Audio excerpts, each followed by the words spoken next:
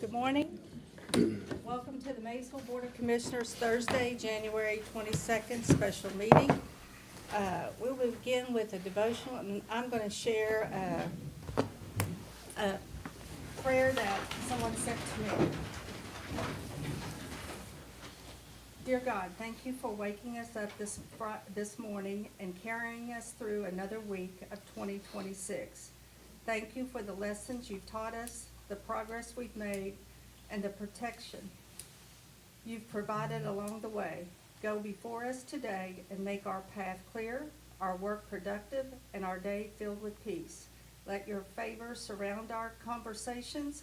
Let your wisdom guide our decisions and give us strength for every responsibility we carry.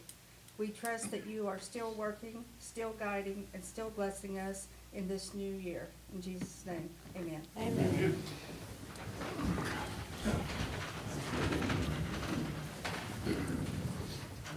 Roll call, please. Commissioner Boone, Yes, ma'am. Commissioner Brammer, Yes, ma'am. Commissioner Cardinal, Yes, ma'am. Commissioner McKay, Here. Mayor Cottrell, Yes, ma'am. City Manager Wallingford, Here. City Attorney Cottle, Here.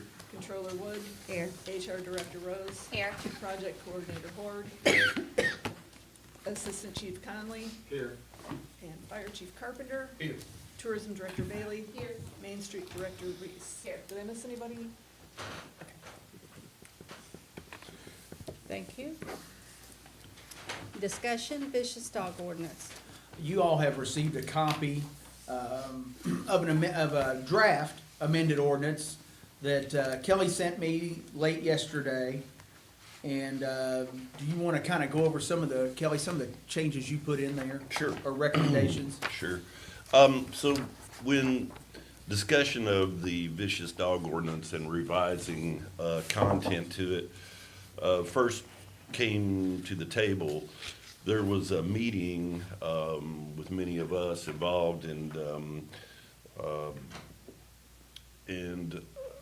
one of the themes of the meeting was, yes, we need to change and beef up our ordinance. And second, law enforcement, from both the county and the city's perspective, asked that if we could to somewhat collaborate between each other, so that if city and county law enforcement are working with each other, or the animal control officer from the county is involved, that they're not having to look at two different sets of rules, so that they know what they're doing out in the field.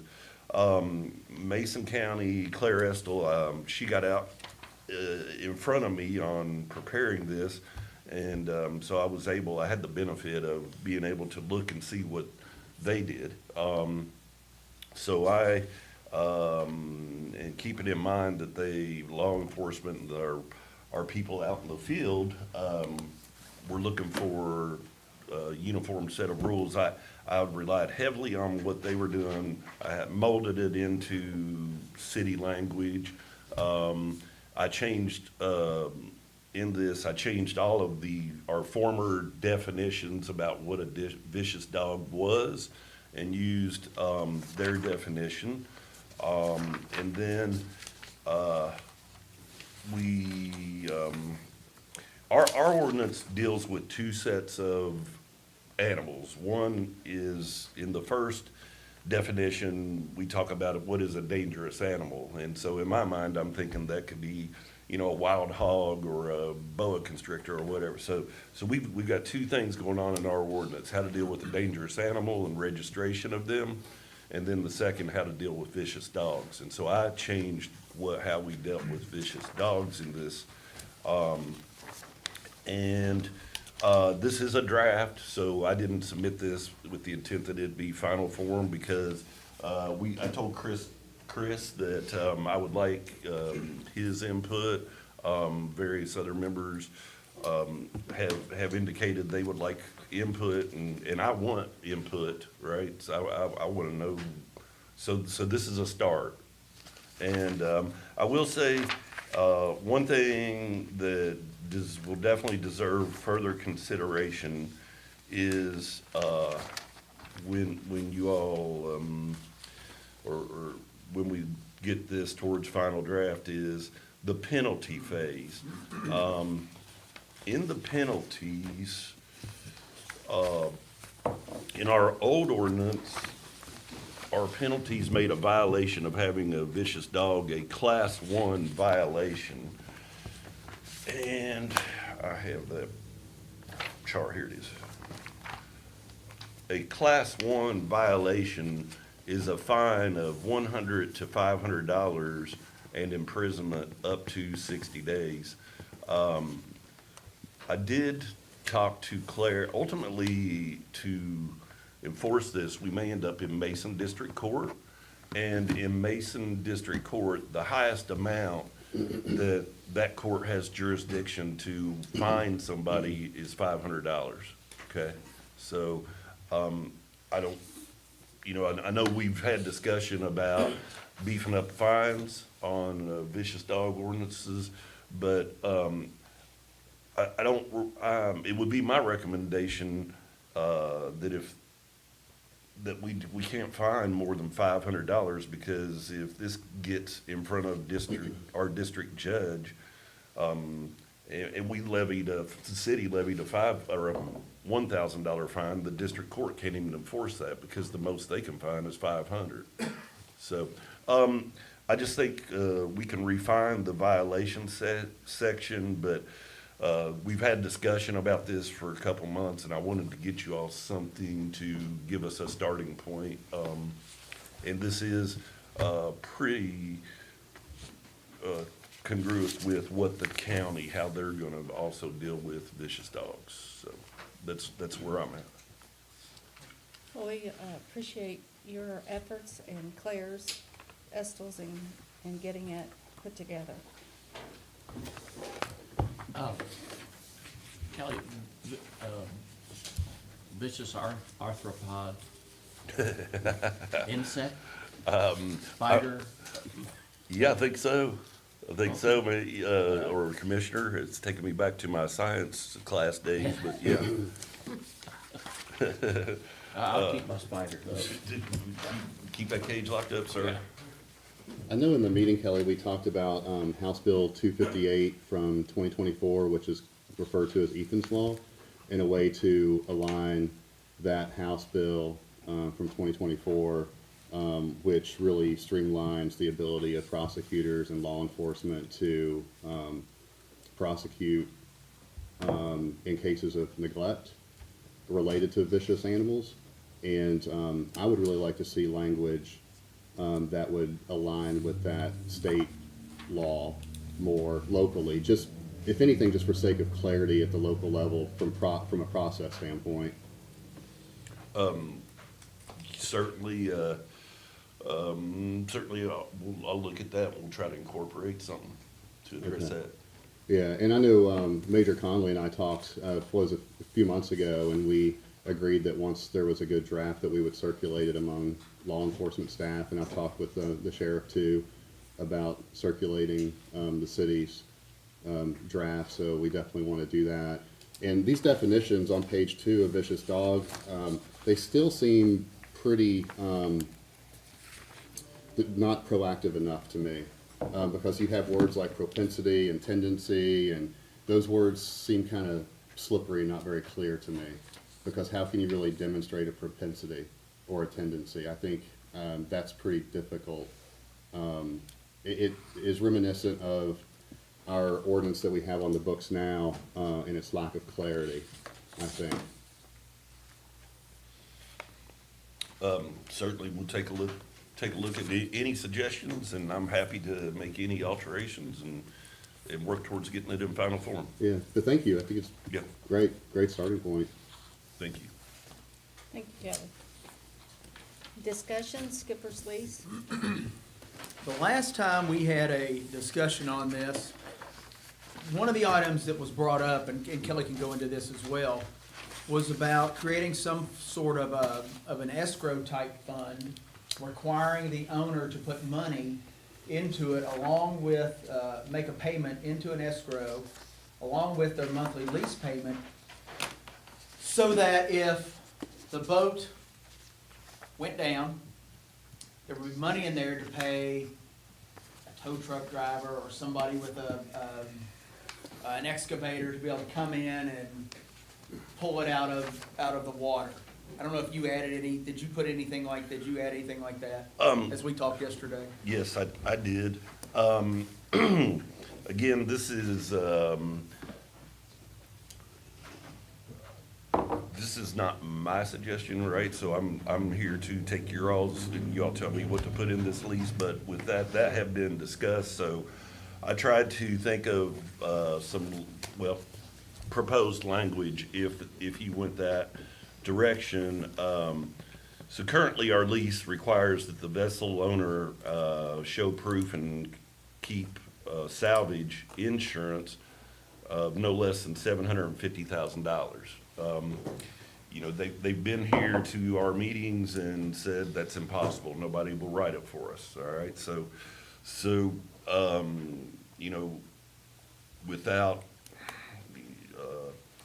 here's some alternative language because that escrow account was thrown out as a possible solution. So I worked on that. And if you go in that direction, the lease would read, in lieu of salvage insurance, an escrow account shall be created at the Bank of Maysville. I just put that in there. It doesn't have to be the Bank of Maysville. And there shall be an additional monthly amount due in the amount of blank dollars per month to be held in escrow in the event that the vessel has to be salvaged. I didn't want to use the word sink because it may not sink and we Yeah. still, you know, it still may have to be salvaged. Said funds shall be the sole property of the city of Maysville in consideration of the risk that the city of Maysville will ever have to expend funds towards said salvage. So, What do you all think? about Well, I'm gonna ask Kelly, you think that's a good move for the city? I don't know. I mean, honestly. That's as kind a- of getting outside of my, it's, all I can tell you. If no insurance will write anybody, why should we? Well, I think the question is, you ultimately have to ask yourself, do we want them down there? And if we want them down there, how do we work with them to keep them down there if they can't afford the salvage insurance? I So think that's what we have to ask ourselves. do they carry other insurance? Yes, they require liability, work comp, all that, yes, they have I think it's $1 million liability policy, and all that's in the lease That's as in the well. lease.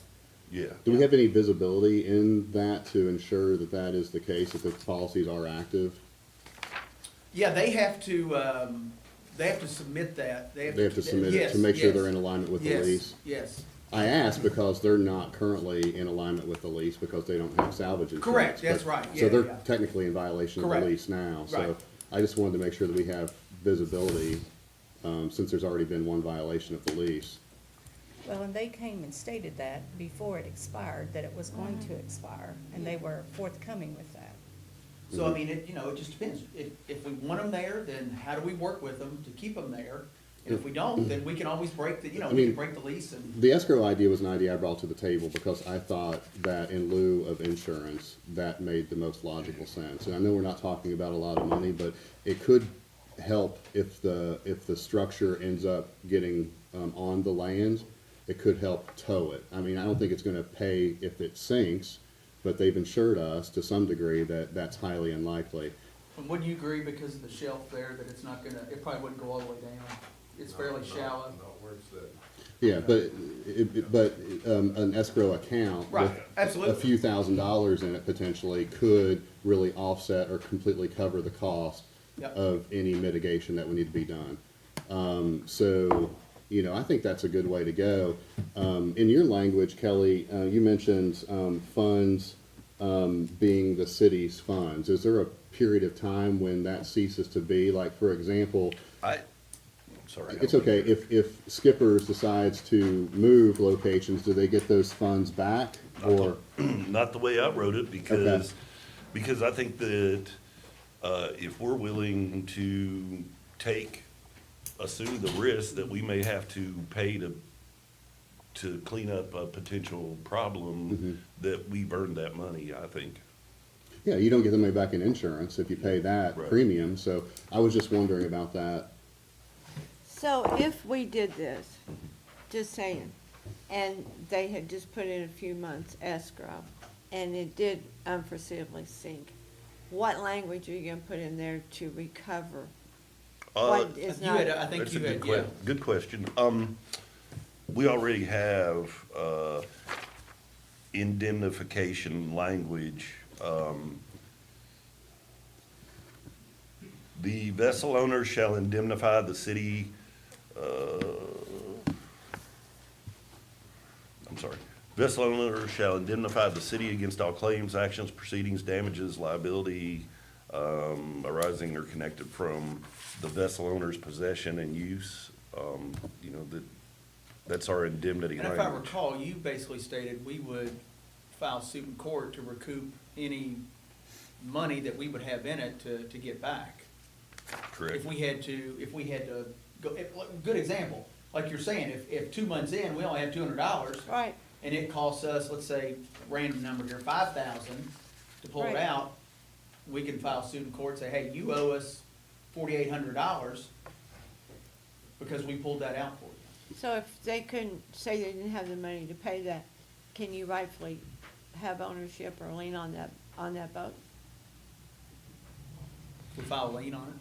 Vessel owner further grants a lien to the city on the vessel to secure payments of the rents provided for herein and any materials and services or salvage expense furnished to or on behalf of the vessel owner. We've already got that in place. Good. Um, Any other question I'm not thinking about? The only, it looks like from previous thoughts, when we started discussing this, we had, or I had written notes that vessel owners shall provide the city an annual inspection report by a marine surveyor Right. approved by the city manager that indicates the vessel is sound, fit, and safe for its use as a floating restaurant and bar, at their sole cost. But didn't they say, weren't they here last month and said that they couldn't even get that because there are no marine surveyors or? Right, but I think there There was. was some pushback They were against clo- that. they were close to that, yeah. I'm just trying to make sure that the city's got all their bases. I agree with you. I mean, nobody wants to be responsible Right. for, you know, a eyesore on our riverbanks. And I Exactly. understand your position, certainly. And I don't want the taxpayers to be responsible for paying anything as well, unless we agree. have, we're not Absolutely. covered. What is the escrow amount again monthly? I Well, didn't, we didn't put anything in there. Okay. Whatever you all think is That was reasonable. gonna be, I had Yeah. a couple of questions, and that was one of them. Yeah. How much are we to set that rate? Yeah. The Yes, we can commission? set, yes, sir. We can set that, yes. And the liability again, will they have to show proof annually when the lease is renewed, or? Yes, they have to, yes. I mean, what happens if I cancel like in 6 months and we don't know, and then I mean, he has to show proof annually? Yes. Okay. Yeah, we have a copy of that, yeah. Is there language in the lease that if there is a change in their insurance policy, they must notify us? no, sir. Maybe there should be. I think there probably should be a change in policy within a reasonable number of days. What do you think, Kelly, like 3 days? No, they would have to contact the city officially in any case of policy change? I think that's reasonable. I think that's reasonable too. Mr. Doyle, you have a I think it would comment? be reasonable to have the city listed as a person of interest on the insurance policy. That way, if they miss a premium payment, So- that goes out and it would come to the city directly, and you would know during the term if there was any problems and covered. That's a good point, Mr. Doyle, and for everybody's benefit and knowledge, there is language in here that says, in addition to the vessel owner indemnifying the city, they shall cause the city to be named as an additional insured on their liability policy. I Good have job, Kelly. one more question. Yes, ma'am. If they have to have maintenance on that, should they not let us know what maintenance is? Because if what I'm trying to say is, we should be up on top of if something's going on with that boat. Do you understand what I'm saying? That we be notified to make sure it was repaired? Am I saying that right? No, I know I what don't you're saying. even wanna know. Maybe not, but we should. Yeah. Yeah. I mean, yeah, we can do whatever y'all want. I don't know that we do it with any other, any other building or anything else that Yeah. we own. Or Well, I'm lease, I just- should say. This one, just because it doesn't have. I understand. So- I understand. Just a thought on that, I can, in that paragraph that, where we were gonna demand, showing of an annual inspection report, I can add language in there saying that, additionally, they shall notify us of any, significant problems of which they become aware or something. And that it's been repaired. I can add that in there. Okay. And Kelly, could you find out if they're subject to Jones Act? I can look into that. I'm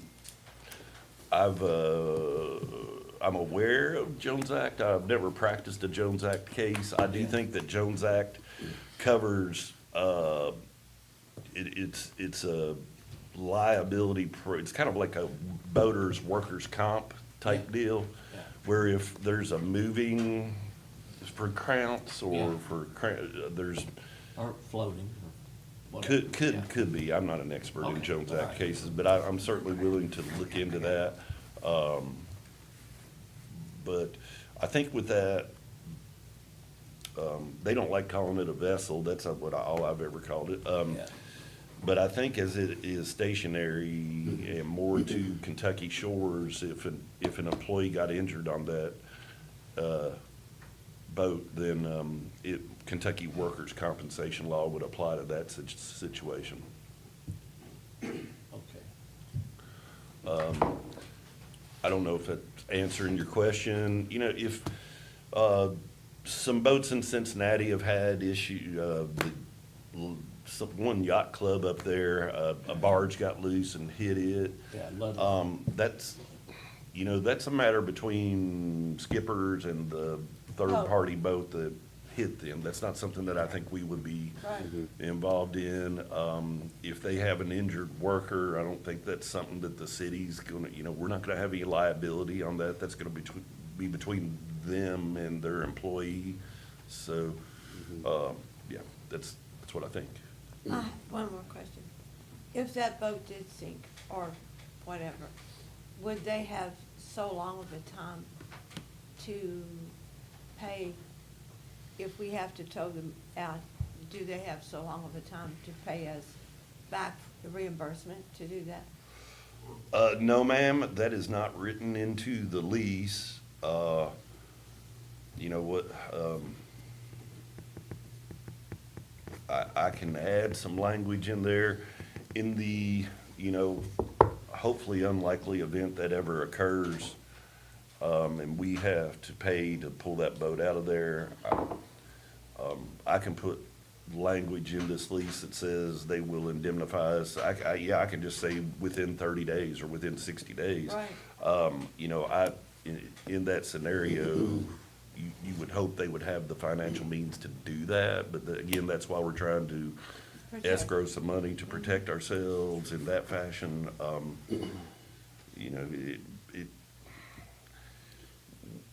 We'll try to cover all bases. I know.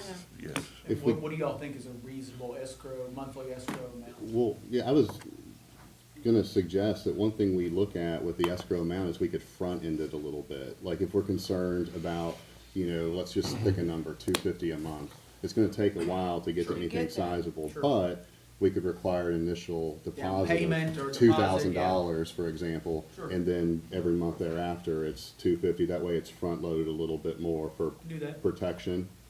What's he paying rent right now, man? 250. $250 is basically the rent to just dock, to be able to have access to the shore, is basically what that's for. They pay all utilities. Caroline, did you have a comment? Yeah, I had a question question, and this might have already been covered, because what we're talking about here seems to be about insurance and if it were damaged or something. But when one of you mentioned an eyesore, is there anything in the lease, like if they just go out of business, is there an X amount of time that they have to move the vessel, and who's responsible for that? Yeah, Is I that believe- already in there? Yeah, I believe so, yeah. Okay. Yeah. Yeah, we had several meetings and discussed, went over all of that stuff. Just wondering. Yeah. We don't want That's- that there, but we don't wanna go ship. No, I understand. It's in there. Okay. Yeah. We got that covered. Well, maybe we do.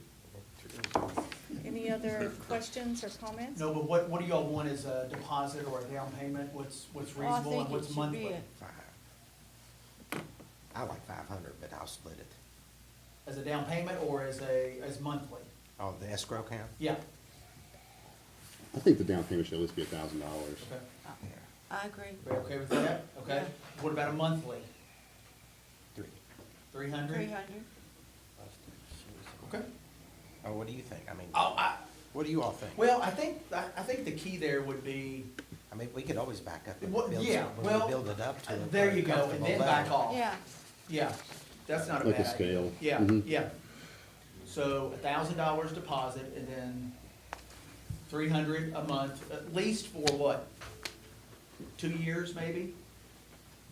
Or we could That look puts at it you up to- annually, we could look at it Oh, we annually. can, yeah, at least. absolutely, sure.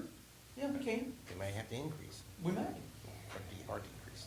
Because the lease is annual. It will automatically renew, but there's we can amend it at any time. And then I think there's a 30 or 60-day out clause that either party can get out of the lease. Okay.